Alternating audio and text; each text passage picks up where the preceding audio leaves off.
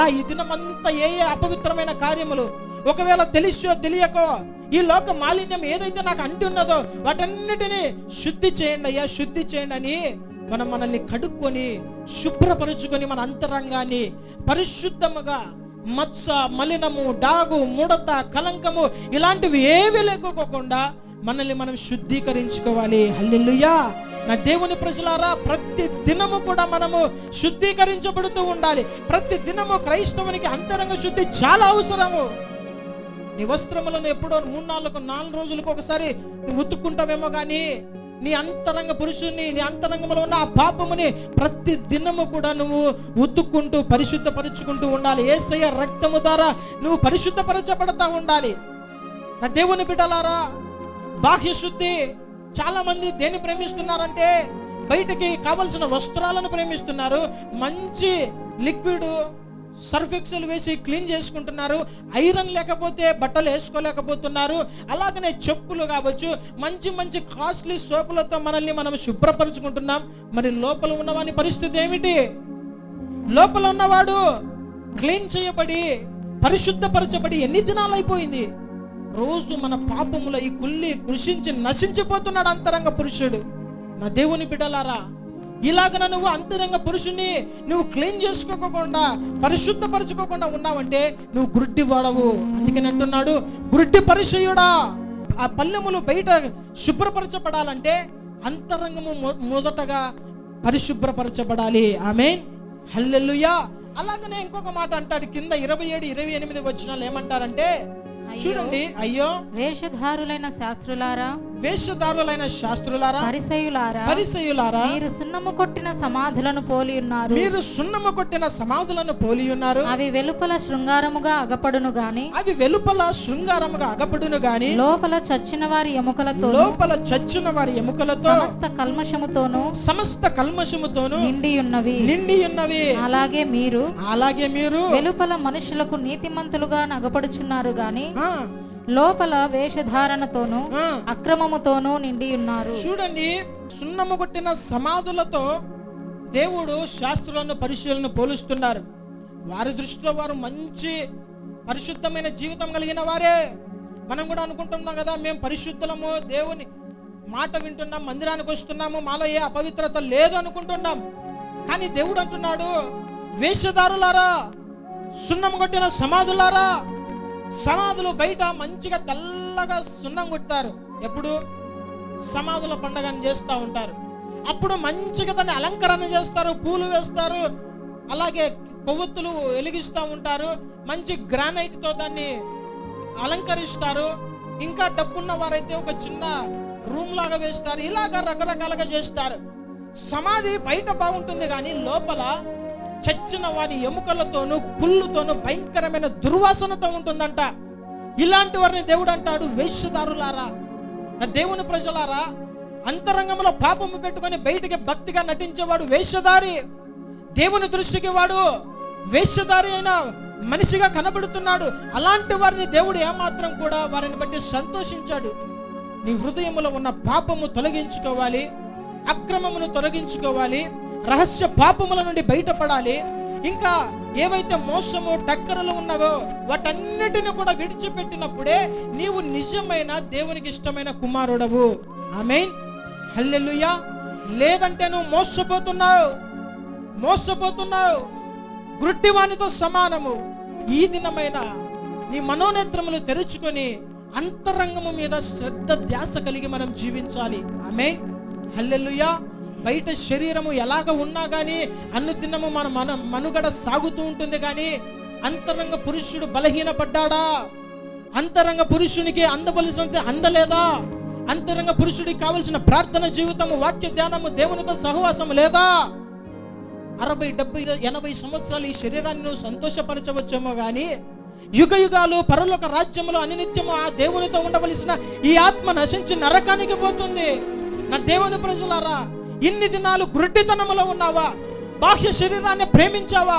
ఈ శరీరానికి కావలసిన సమస్త ఆహారము, వస్త్రములను, వైభోగాలను అన్ని కూడా నువ్వు అందిస్తున్నావు. కానీ నీ అంతరంగమున కావలసినంత ప్రార్థన జీవితం నీకు లేదు, సహవాసము లేదు, వాక్య ధ్యానము లేదు, దేవునితో సహవాసము లేదు. నా దేవుని ప్రజలారా, ఈ గురుడితనము నుండి కూడా మనము బయటపడాలి. ఆమేన్, హల్లెలూయా. ఐదవదిగా మనము చూసినట్లయితే, దేవుణ్ణి నమ్మి కూడా పూర్వ పాపాల నుండి మనము క్షమించబడ్డామని తెలిసినా కూడా మరలా అదే పాపాలు జరిగిస్తున్న వాడు గుడ్డివానితో పోల్చబడింది లేఖనము. మన పాపములు దేవుని రక్తము ద్వారా కడగబడిన తర్వాత, పరిశుద్ధినిగా తీర్చబడిన తర్వాత మరలా చాలా మంది అదే పాపములో, పాత జీవితంలో ఉన్న ఆ పాపములో మరలా పడిపోతున్నారు. అలాంటి వాడిని కూడా గుడ్డివానితో పోల్చింది. చూడండి, 2 పేతురు మొదటి అధ్యాయము 7 నుండి 9 వచనాలు చదువుదాం. 2 పేతురు మొదటి అధ్యాయము 7 నుండి 9 వచనాలు. భక్తి యందు సహోదర ప్రేమను, సహోదర ప్రేమయందు దయను అమర్చుకొనుడి. ఇవి మీకు కలిగి విస్తరించిన ఎడల అవి మన ప్రభువైన యేసుక్రీస్తును గూర్చిన అనుభవ జ్ఞాన విషయములో మిమ్మును సోమరులైనను నిష్ఫలులైనను కాకుండా చేయును. ఇవి ఎవనికి లేకపోవును వాడు తన పూర్వ పాపములకు, చూడండి, వాడు తన పూర్వ పాపములకు శుద్ధి కలిగిన సంగతి మరచిపోయి గుడ్డివాడును దూరదృష్టి లేనివాడు నగును. చూడండి, చదవబడిన లేఖనంలో ఏమందంటే, భక్తి యందు సహోదర ప్రేమ యందు దయను అమర్చుకొని మీరు అనుదినము విస్తరించి జీవించుడి. ఎందుకంటే మీ పాత జీవితంలో నీ పాపములన్నిటిని కూడా బాప్తిసము పొందే సమయంలో క్రీస్తుతో కూడా నువ్వు పాతి పెట్టబడి నూతన జీవముగా ఆయనతో పాటు లేపబడ్డావు. పాతవన్నీ గతించిపోయాయి. ఇక నువ్వు క్రీస్తులో నూతన సృష్టిగా మార్చబడ్డావు. బైబిల్ గ్రంథం ఏమని ఉంటుందంటే, క్రీస్తులో బాప్తిసము పొందిన మీరందరూ కూడా ఆయనను ధరించుకొని ఉన్నారు. అంటే ఇక నువ్వు జీవించే జీవితము నీ ఇష్టానుసారముగా కాదు, ఆయన చిత్తానుసారంగా మనం జీవించాలని ఇష్టపడి దేవుని కొరకు మనము మన పాపాలని అన్నిటిని కూడా విడిచిపెట్టి ఇక మీదట బ్రతుకుతే ఈ శేష జీవితం ఆయన కొరకు జీవించాలని ఒక తీర్మానం తీసుకుని బాప్తిసం పొందారు. అయితే బాప్తిసం తీసుకున్న నెల రోజులు బాగానే ఉంటారు, సంవత్సరం రోజులు బాగానే ఉంటారు. మరలా ఆ పాత పాపాలు వారిని లాగుతూ ఉంటుంది. మరలా పాత పాపాలు లాగుతూ ఉంటాయి. సిగరెట్ తాగి ఎన్ని దినాలైంది? 1 నెల, 2 నెలలు, సంవత్సరమైంది. ఇక లాగుతూ ఉంటుంది. వీడు బాప్తిసం పొందిన తర్వాత కూడా వెంటనే వెళ్ళి ఎవరికి తెలియకోకుండా సిగరెట్ తాగి వచ్చి ఏమి తెలియని పిల్లిలాగా ఉంటాడు. పిల్లంట తాను పాలు తాగేది ఎవరు గమనించలేదనుకుంటుందంట. కానీ దానిని గమనిస్తున్నారనేది అది ఎవరి తట్టు చూడదంట. లొటలొట తాగేది వెళ్ళిపోతుంటుంది. అయితే నీవు చేసే ప్రతి రహస్య పాపాలు కూడా దేవుడు చూస్తా ఉన్నాడు. ఆయన కనుదృష్టి లోకమందంతటా సంచారం చేస్తా ఉన్నది. నీవు మరలా రహస్య పాపాలలోనికి వెళ్తున్నావా? బాప్తిసం పొందిన తర్వాత కూడా, రక్షణ పొందిన తర్వాత కూడా అప్పుడప్పుడు పాత జీవితం జ్ఞాపకం వచ్చి మరలా ఆ మద్యపానము సేవించడానికి వెళ్తున్నావా? మరలా ఆ చేయకూడని అపవిత్రమైన కార్యాలు చేస్తూనే ఉన్నావా? అయితే నీవు గుడ్డివానివి. నీ పాపములు క్షమించబడి ఉన్నావని నువ్వు మరిచిపోతున్నావు. నువ్వు క్రీస్తులో నూతన జీవముగా మార్చబడ్డావు. ఇక మీదట దేవుని కొరకు నువ్వు జీవించాలనే విషయం నువ్వు మర్చిపోయావు. సాతాను నిన్ను లాగుతున్న సమయంలో సాతానికి లోబడుతున్నావు, కానీ దేవుని నుండి దూరం అయిపోతున్నావు. నా దేవుని బిడ్డలారా, చాలా మంది రహస్య పాపములో ఉంటున్నారు. దేవునికి వ్యతిరేకమైన అయాసకరమైన కార్యాలు జరుగుతూనే ఉన్నారు. పరిశుద్ధంగా జీవించాలని తెలుసు, పరిశుద్ధ గ్రంథము మన చేతిలోనే ఉన్నది. మనకు అనేకులు బోధించేవారు ఉన్నారు, సత్మార్గములో మనల్ని నడిపించేవారు ఉన్నారు, దైవ సేవకులు, విశ్వాసులు, పెద్దలు, అలాగనే తల్లిదండ్రులు ఉన్నప్పటికీ కూడా నువ్వు ఇంకా రహస్య పాపాల్లో ఉంటున్నావంటే నువ్వు ఒక గుడ్డివానివి. నిన్ను నువ్వు మోసపుచ్చుకుంటున్నావు. నీ పాపముల నిమిత్తం నువ్వు క్షమించబడ్డావనే విషయం మర్చిపోయావు. బైబిల్ గ్రంథంలో పాపముల నుండి విడిపించబడిన తర్వాత, పరిశుద్ధంగా జీవిస్తున్న తర్వాత మరలా అదే పాపములకు వెళ్ళిన వారిని 2 జంతువులతో పోల్చింది బైబిల్ గ్రంథము. ఏంటేంటి? మొట్టమొదట ఏంటి? కుక్క. కుక్క ఏం చేస్తుందంట? తన వాంతిని తిరిగినట్టును అంటే ఏం చేస్తుంది? వాంతింగ్ చేసుకుంటుంది కుక్క. చేసుకున్న తర్వాత ఆ వామిటింగ్ని ఎవ్వరు కూడా తగలడానికి కూడా ఇష్టపడరు. కానీ ఈ కుక్క ఏం చేస్తుందంటే వద్దు అని కక్కినేది, తన శరీరంలో ఇమడినేది కక్కినేది మరలా వెళ్ళి దాన్ని తినడానికి ముందుకెళ్తుందంట. నీ జీవితం కూడా అలాగే ఉంది. ఒకసారి జ్ఞాపకం చేసుకో. ఈ సీరియల్, సినిమాలు, టీవీలు, లోక సహవాసం, మద్యపానము, ఇక ఈ పాపములని వద్దు అని కక్కివేశావు. మళ్ళా అప్పుడప్పుడు వెళ్ళిపోయి ఆ పాపము దగ్గరికి చేరుతున్నావు, తిరిగి తింటున్నారు. కడగబడిన పంది మరల బురదలో పొల్లాడినట్లయిపోయింది నేటి క్రైస్తవుని జీవితము. కడగబడిన తర్వాత పంది కొద్ది దినాలు పందిని ఏం చేస్తారంటే, ఇది పరిశుద్ధంగా ఎందుకు జీవించదో చూద్దాం, ఇది ఎందుకు ఈ బురద నుండి బయటికి రాలేదో, ఈ అపవిత్రత నుండి ఎందుకు బయటికి రాలేదో అని ఒక వ్యక్తి కంకణం కట్టుకొని తన ఇంటిలో మంచిగా దానికి శుభ్రం చేసి ప్రతి దినము స్నానం చేయించేవాడంట, మంచి వస్త్రాలు వేసేవాడంట, మంచి సెంటు కొట్టేవాడంట. ఇక దానిని మంచి చైన్ వేసుకొని రోజు తిప్పేవాడు. ఒక 2-3 నెలలు చేసేవాడు. అలాగ చేసిన తర్వాత అనుకున్నాడంట, ఈ పంది ఇక బురదను మర్చిపోయింది, మంచి క్లీన్గా జీవిస్తుంది కదా, ఇక మరలా ఆ పాపంలోనికి వెళ్ళదులే అనుకొని ఒకసారి దీన్ని టెస్ట్ చేద్దామని తీసుకొని తన ఆ పందికి చైన్ వేసి పట్టుకొని కుక్కని తీసుకొని వెళ్తాం కదా, అలాగా నడుచుకుంటూ వెళ్తున్నాడంట. వెళ్తూ ఉంటే దీనికి మంచి ఏసీ రూమ్ కనబడిందంట. హల్లెలూయా! ఏంటి ఏసీ రూము? పందికి ఏసీ రూమ్ ఏంటి? బురద కనబడగానే చైన్ గీని చేతిలో తెంపుకొని ఎగిరిపోయి ఆ బురదలో. అప్పుడు అనుకున్నాడంట, అనవసరమైన దీనికి ఖర్చు, సమయం వృధా చేశాను, నేనేదో గొప్పవాణ్ణని నిరూపించుకోవాలనుకున్నాను, కాలేదు. దేవుడు కూడా నిన్ను బాగా శుభ్రపరిచి మంచిగా తన సంఘములో ఉంచి దైవ సేవకుని ద్వారా వాక్యమని ఉదక స్నానం చేత దేవుడు పరిశుద్ధ పరుస్తూ ఆయన నిన్ను బాగా ఈ యొక్క సంఘంలో ఉంచిన తర్వాత సోమవారం పోయి ఏం చేస్తున్నారు క్రైస్తవులు? బురదలో పడుతున్నారు. 6 దినాలు బురదంతా పూసుకొని 7వ దినం వస్తున్నారు. చూడండి, ఇలాంటి జీవితం మంచిది కాదు. ఒక్కసారి కడగబడిన తర్వాత ఈ బురద నాకు వద్దని కడిగించుకున్న తర్వాత మరలా ఆ పాపంలోనికి వెళ్ళకూడదు. అలాగ నువ్వు వెళ్తున్నావంటే నువ్వు గుడ్డి వానితో సమానము. నా దేవుని బిడ్డలారా, అలాంటి వారి విషయంలో దేవుడు ఎంతగానో దుఃఖపడుతున్నాడు. ఎన్నిసార్లు కూడా గద్దించిన లోబడిన ప్రజలు, యెరూషలేమా అనేక సార్లు కోడి తన పిల్లలను తన రెక్కల కిందికి పిలిచినట్లుగా నేను పిలిచాను కానీ మీరు విననల్లకపోతిరి అని ఎంతగానో దేవుడు యెరూషలేము పట్టణాన్ని చూసి దుఃఖపడ్డాడంట. ఈ దినాన నువ్వు అలాగనే మాటికి చేస్తున్న రహస్య పాపములను బట్టి ఆయన గాయములను రేపుతున్నావు. ఆ దినాన రోమ ప్రభుత్వం వారు యేసుక్రీస్తు ప్రభుల వారిని ఒక్కసారి కొట్టి సిలువకు అప్పచెప్పి వారు ఎంతగానో హింసించారు. కానీ నేటి క్రైస్తవులు ప్రతి దినము వారు చేస్తున్న పాపములను బట్టి ఆయన గాయములు రేపుతూనే ఉన్నారు. నా ప్రియమైన దేవుని ప్రజలారా, ఆ పాపములన్నిటిని కూడా విడిచిపెడదాం. ఈ యొక్క గుడ్డితనం నుండి మనము విడుదల పొందుదాము గాక. 6వదిగా మనము చూసినట్లయితే దైవారాధనను విగ్రహారాధనగా మార్చి కొనసాగే గుడ్డితనము. దైవ ఆరాధనను విగ్రహారాధనగా మార్చి ఆ విగ్రహారాధనలో కొనసాగే ఒక గుడ్డితనము. చూడండి, బైబిల్ గ్రంథంలో యెషయా గ్రంథం 44వ అధ్యాయము 17-18 వచనాలు. దానిలో మిగిలిన భాగముతో తనకు దేవతగానున్న విగ్రహమును చేయించుకొనును, దాని ఎదుట సాగిలపడుచు నమస్కారము చేయుచు, నీవే నా దేవుడవు, నన్ను రక్షింపుమని ప్రార్థించును. వారు వివేచింపరు, గ్రహింపరు. చూడకుండునట్లు వారి కన్నులు కప్పబడెను, గ్రహింపకుండునట్లు వారి హృదయములు మూయబడెను. చూడండి, చదవబడిన లేఖనములో విగ్రహారాధన గురించి యెషయా గ్రంథంలో ఈ మాటలు కనబడుతున్నాయి.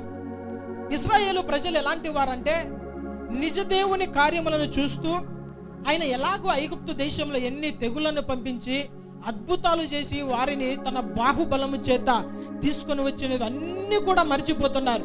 అద్భుతము చేసినప్పుడు ఉపొంగుతున్నారు, నీవే దేవుడు అంటున్నారు. తర్వాత మరల లోకములో పాపములో విగ్రహ సంబంధమైన కార్యాల్లో వారు జీవిస్తూనే ఉన్నారు.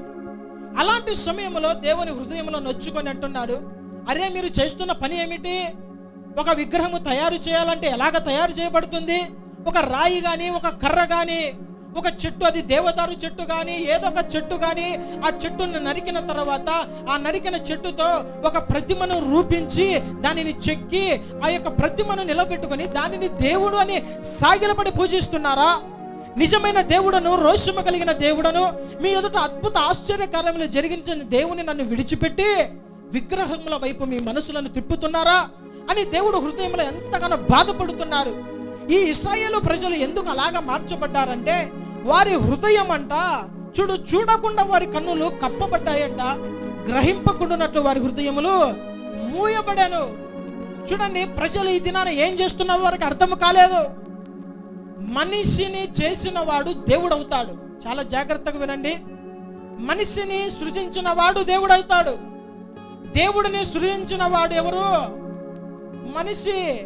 ఇది నాన్న దేవుణ్ణి సృష్టిస్తున్నాడు మనిషి.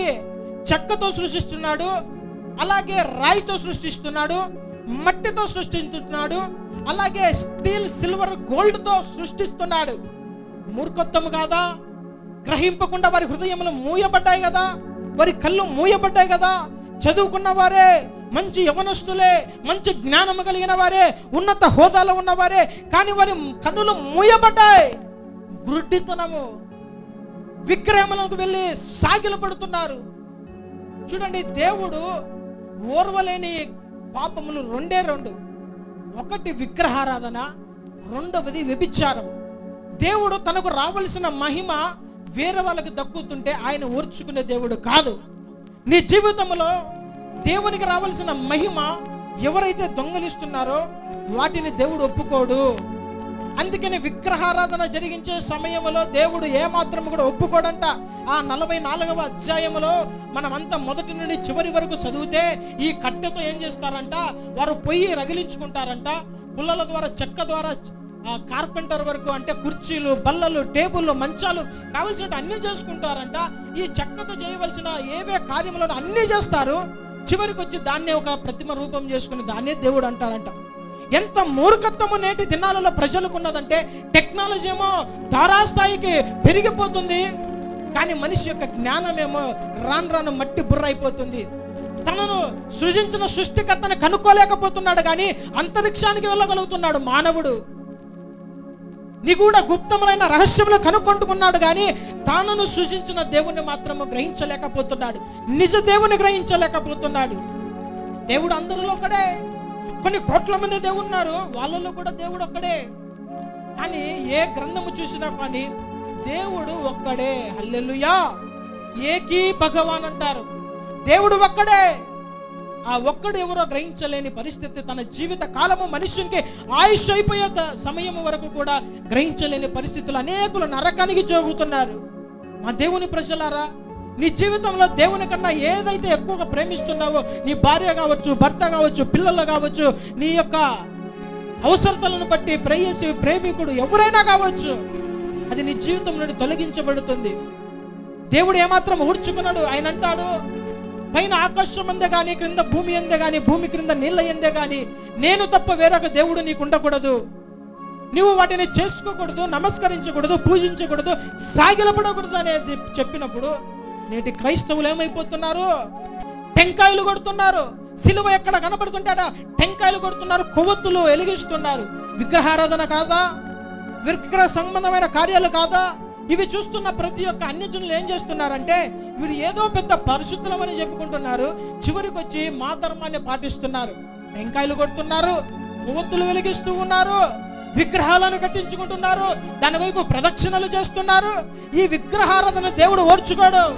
నా దేవుని ప్రజలారా, ఒక గుడ్డితనంలో జీవిస్తున్నావా? నీకు సత్యము తెలియజేయబడిన తర్వాత మరలాదే మార్గంలో నడిస్తే ఏం జరిగిన తర్వాత దేవుని శిక్ష వచ్చినప్పుడు నీవే ఉత్తరవాదివి. చాలా మంది అక్కడక్కడికి వెళ్తారు, అక్కడక్కడ చేయకూడని కార్యాలు చేస్తారు, దాని శిక్షను అనుభవిస్తూ ఉంటారు.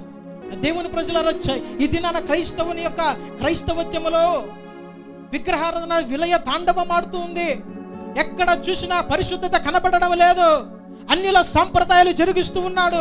ఆయన అంటాడు, నేను పరిశుద్ధులను కనుక మీరు కూడా పరిశుద్ధులుగా ఉండండి అంటే, రాని క్రైస్తవ్యంలో అపవిత్రమైన కార్యాలు ఎక్కువైపోతున్నాయి. దేవుడు వాటిని ఏమాత్రం ఓర్చుకున్నాడు. అలాగ నువ్వు జరిగిస్తున్నావంటే నీవు ఒక గుడ్డితనములో ఉన్నావు, జాగ్రత్త. చివరి మాట నేను చెప్పి ముగిస్తాను. చూడండి, సహోదరుని ప్రేమించలేని వాడు కూడా గుడ్డివాడు. 1 యోహాను 2వ అధ్యాయము 9 నుండి 11 వచనాలు మనం చదువుదాం. వెలుగులో ఉన్నానని చెప్పుకొనుచు తన సహోదరుని ద్వేషించువాడు ఇప్పటి వరకును చీకటిలోనే ఉన్నాడు. ఇప్పటి వరకు కూడా చీకటిలోనే ఉన్నాడంట. తన సహోదరుని ప్రేమించువాడు వెలుగులో ఉన్నవాడు అతని యందు అభ్యంతర కారణమేదియూ లేదు. తన సహోదరుని ద్వేషించువాడు చీకటిలో ఉండి చీకటిలో నడుచుచున్నాడు.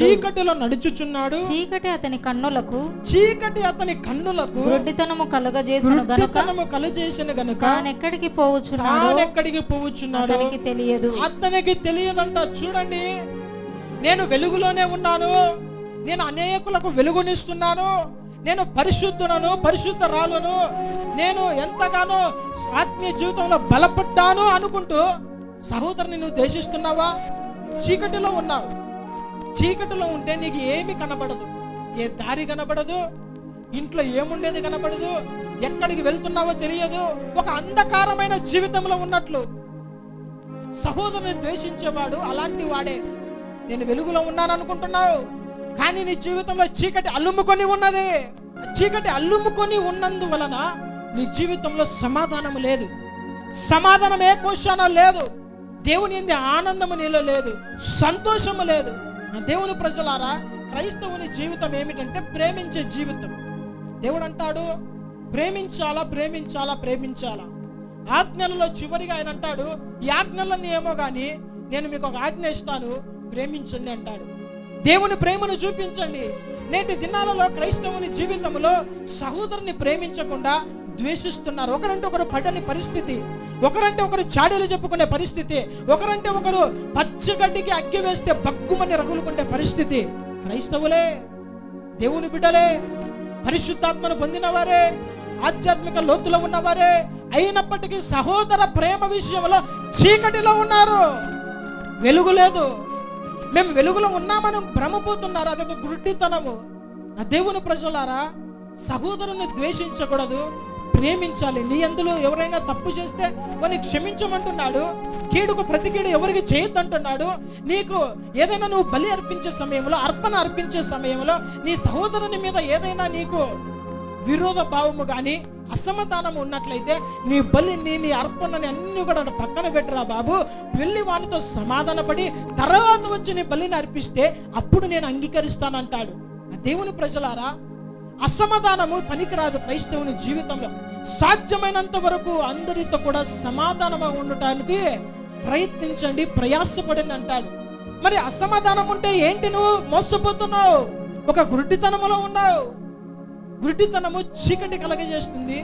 ఈ చీకటి నేను నరకానికి ఈడ్చుకొని వెళ్ళిపోతుంది. దేవుడు అంటారు, మీరు లోకమునకు వెలుగై ఉన్నారు. వెలిగించబడిన వ్యక్తి జీవితంలో చీకటి ఎలాగ వస్తుందంటే, సహోదరుని ద్వేషించినప్పుడు, క్షమించలేనప్పుడు, విరోధ స్వభావం పెట్టుకున్నప్పుడు. నా దేవుని ప్రజలారా, ఈ గుడ్డితనము నేటి క్రైస్తవ సంఘాలలో అల్లుముకొని పోయింది. ఎక్కడ చూసినా కూడా అసమాధానాలే. ఏ సంఘాలలో చూసినా కూడా అసమాధానాలే, కుటుంబాలలో అసమాధానాలే, రక్త సంబంధికుల మధ్య, అలాగే ఫ్రెండ్స్ మధ్య, అందరి మధ్య కూడా అసమాధానం. అసహించుకోకూడదు, ప్రేమించాలా. ప్రేమించకపోతే నువ్వు గుడ్డి వానితో సమానం. పౌలు గారు అంటారు, నేను ఎన్ని అన్య భాషలు మాట్లాడినా, ఎన్ని వరాలు ఉన్నా, నేను ఎన్ని ప్రవచించినా, నేను ఎంత గొప్ప పరిచర్య చేసినా, దేవుని కొరకు ఎంత శ్రమ పడినా కూడా నాలో ప్రేమ లేకపోతే నేను వ్యర్థుడను, ప్రేమ లేకపోతే నేను చీకటిలో ఉన్నవాడను. నా దేవుని ప్రజలారా, ఈ దినాన సహోదర ప్రేమ కలిగి ప్రతి క్రైస్తవుడు జీవించాలి. సహోదరుల ఐక్యత కలిగి నివసించుట ఎంత మేలు, ఎంత మనోహరమని లేఖనం సెలవిస్తుంది. ఒకవేళ అలాంటి పరిస్థితుల్లో నువ్వు లేవా, నీవు గుడ్డి వానతో సమానము. ఆ గుడ్డితనం ఈ దినాన నీవు ఆ గుడ్డితనం నుండి విడుదల పొందాలి. ఆమేన్. నీ కన్నులు తెరవబడాలి. 7 రకములుగా మనము గుడ్డి వారముగా ఉండకూడదు. ఆత్మీయ జీవితంలో మన మనోనేత్రములు వెలిగించబడిన వారమై క్రీస్తు కొరకు మనము కనిపెట్టుకునే వారముగా మనం ఉన్నప్పుడు ఆయన ఎప్పుడు వస్తాడో తెలియదు. దొంగ వలె వస్తాడు. కునికి నిద్రించినచో విడవబడే పరిస్థితి వస్తుంది. బుద్ధి కలిగిన కన్యకల వలె మనము దీపమును సంపాదించుకుని తగినంత నూనెను కలిగి ఆ యొక్క పెండ్లి కుమారుడు వచ్చినప్పుడు ఆ శబ్దము వినగానే ఎత్తపడే వారముగా ఉండాలి. ఆమేన్, హల్లెలూయా. 7 రకముల గుడ్డితనము మనలో నుండి ఈ దినము తొలగించబడాలి. ఆమేన్. ఆ గుడ్డితనం ఆ కళ్ళ నుండి ఆ పొరలు రాలిపోవును గాక. అందరూ కూడా మోకరించి తలలు వంచినట్లయితే ప్రార్థన చేసుకుందాం. అందరూ కూడా మోకరించి తలలు వంచండి, ప్రార్థన చేసుకుందాం. నోరు తెరవండి. ఏ విషయములను గుడ్డితనం కలిగి ఉన్నావో ఒకసారి ఆలోచన చేసుకోండి. వాక్యం విడుదలవుతున్నది, వాక్యాన్ని వింటున్నావు, ఒక చెవులో విడిచిపెడుతున్నావు, నీ జీవితంలో మార్పు లేదంటే చీకటిలో జీవిస్తున్నావు. నా దేవుని బిడ్డ, ఎందుకు వాక్యము దేవుడు సూటిగా స్పష్టంగా దైవజనుల ద్వారా మాట్లాడతాడంటే నీ వాక్యం అనే ఉదక స్నానం చేత నువ్వు పరిశుద్ధపరచబడాలి. నీలో ఏదైతే అపవిత్రమైన కార్యం ఉందో ఆ లక్షణాలన్నీ నీలో నుండి తొలగించుకొని క్రీస్తులో నూతన వ్యక్తిగా మార్చబడాలని ఆయన ఇష్టపడుతున్నాడు. అయ్యా, ఇన్ని దినాలు నేను గుడ్డితనంలో ఉన్నానయ్యా, దయతో నన్ను క్షమించండి అయ్యా. అయ్యా, నా మనోనేత్రములు మీరు వెలిగించండి అయ్యా. అయ్యా, మీరు మా కొరకు సిద్ధపడిచిన వాటిని పైనున్న వాటి మీదనే మా దృష్టి ఉంచున్నట్లుగా మా నేత్రములు మీరు తెరవ చేయండి అయ్యా అని ప్రార్థన చేద్దాం. స్తోత్రం, స్తోత్రం, స్తోత్రం. పరిశుద్ధుడా నీకు స్తోత్రం. అందరూ కూడా నోరు తెరచి ప్రార్థన చేద్దాం. ప్రార్థన పశ్చాత్తాపం రావాలి. పశ్చాత్తాప హృదయముతో అయ్యా మీరు నాతో మాట్లాడారు, వందనాలు అయ్యా. ఈ యొక్క అపవిత్రత నాలో ఉంది, ఈ లక్షణము నాలో ఉంది, దయతో ప్రభా క్షమించడని ప్రార్థన చేద్దాం. పరిశుద్ధుడా, జీవాధిపతి, జీవం కలిగిన యేసయ్య, నీ ఘనమైన పరిశుద్ధ నామానికి స్తుతులు, వందనాలు, స్తోత్రాలు. ఉదయకాలములో ప్రభువా అయ్యా ఆరాధనను ప్రభా మీరు జరిగించినందుకు వందనాలు. ఆరాధనలో మీరు మహిమ పొందినందుకు వందనములు, స్తోత్రాలు. అయ్యా, వాక్యము ద్వారా ప్రభా మీరు మీ ప్రజలతో మీరే సూటిగా స్పష్టంగా మాట్లాడినందుకు వందనములు, స్తోత్రాలయ్యా. విత్తబడిన వాక్యము సాతాను దొంగిలించకుండా వారి హృదయములో ప్రభువా అది ఫలించి అభివృద్ధి పొందినట్లు కృప దయచేయండి అయ్యా. మీరు నీరు కట్టి ఫలింప చేయండి అయ్యా. మీరు కంచె వేయమని ప్రార్థిస్తున్నాం. విన్న వాక్య ప్రకారము తమ జీవితములను కుటుంబములను కట్టుకున్నట్లు కృప దయచేయమని ప్రార్థిస్తున్నాం తండ్రి. అయ్యా, ఈ దినాన ఈ ప్రజలను ప్రభువా అయ్యా ఏ విధమైన గుడ్డితనంలో ఉన్నారో వారి గుడ్డితనం నుండి విడుదల మీరు దయచేయమని ప్రార్థిస్తున్నాం తండ్రి. పరిశుద్ధాత్మ దేవానికి వందనములు, స్తోత్రాలు అయ్యా. సువార్త ప్రకాశము అయ్యా వారి మనోనేత్రములు వెలిగించి అనేకులు రక్షణ పొందినట్లు కృప దయచేయమని ప్రార్థిస్తున్నాం అయ్యా. ఈ వాక్యం వీక్షిస్తున్న వారు ఎవరైనా వ్యాధిగ్రస్తులుగా ఉంటే వారిని మీరు ముట్టి తాకి స్వస్థపరచండి. గాయపడిన హస్తం చేత ముట్టమని ప్రార్థిస్తున్నాం. సిలువలో మీరు కార్చిన రక్తాన్ని మీరు పంపించి స్వస్థపరచండి అయ్యా. మీరు పొందిన గాయముల చేత మేము స్వస్థత పొందామని లేఖనం సెలవిచ్చినది ప్రభువా. అయ్యా, మీరు ఇప్పుడే తక్షణమే వారి దేహములకు స్వస్థత విడుదల యేసు నామములో ప్రకటిస్తున్నాను తండ్రి. ప్రతి దురాత్మలను మీరు వెళ్ళగొట్టండి అయ్యా. చీకటి అపవిత్రతను మీరు పారద్రోలండి అయ్యా. సాతాను కట్లను మీరు తెంచివేయండి అయ్యా. అయ్యా, నీకు వందనములు. వారి కుటుంబములో వారి దేహములలో ప్రభువా మీ వెలుగును మీరు ప్రకాశింపజేయమని ప్రార్థిస్తున్నాం. అపవిత్ర దురాత్మలను నజరేయుడైన యేసు నామములో ఇప్పుడే వారి దేహముల నుంచి వెళ్ళునుగాక. పరిశుద్ధాత్మదేవానికి వందనములు, స్తోత్రాలయ్యా. అయ్యా, మీ ప్రజలందరినీ కూడా ప్రభువా నీ రాకడ కొరకై మీరు సిద్ధము చేయమని నజరేయుడైన యేసు నామములో అడిగి వేడుకుంటున్నాను తండ్రి. ఆమేన్, హల్లెలూయా. దేవుడు మిమ్మల్ని దీవించి ఆశీర్వదించునుగాక. ఆమేన్.